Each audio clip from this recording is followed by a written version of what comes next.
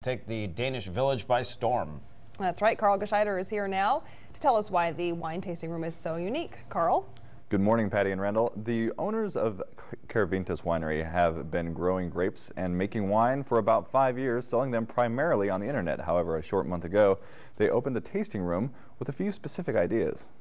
When we were designing a tasting room, we were trying to think of what are the things that prevent us from tasting, what are the things that prevent us from tasting at a few places, and the things are like our animals. We don't want to take our animals and leave them in the car, especially in the valley where it gets really hot, and we don't want to leave the kids at home. Plus it's expensive to have, say, a babysitter or whatever while you're out trying to wine taste. So the folks at Carivintas catered to the kickback wine tasting crowd. They have dog water bowls, dog treats, dog beds, a play space for kids, complete with toys, and even a tiny laptop in case you're waiting for an important email. So what we do each year is we produce at least 12 wines, and we do that so that we can release one wine per month. The wines have a story all to themselves, literally. The front label has the photo or the painting of the dog, and then the back label has a story about each dog as well.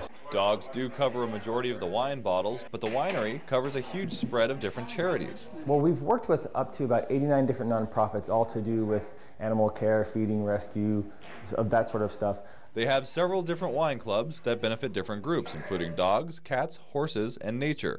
In fact, then we also have even some specialized things. We have the Victory Dog Collection as well, which Best Friends Animal Society rescued 22 of Michael Vick's dogs from his whole dog fighting escapade, and they've rehabilitated those dogs, and so we have a series of 22 different labels commemorating each one of those dogs' transition from a vicious pit bull into basically a family pet.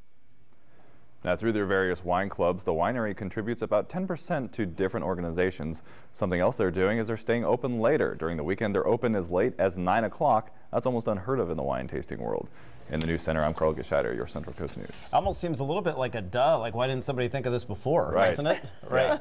Those are always the good ideas. They the sure ones are. where people go, Why didn't I think Well, it of was that? such a practical approach from the beginning. They're like, well, what would we like? And then they just implemented it. So it's good for them. That's usually the root. Yeah. Great idea. What's the term? Necessity is the mother of invention. Yes, it is. There you go. All right, Carl, thank you. You got it. 7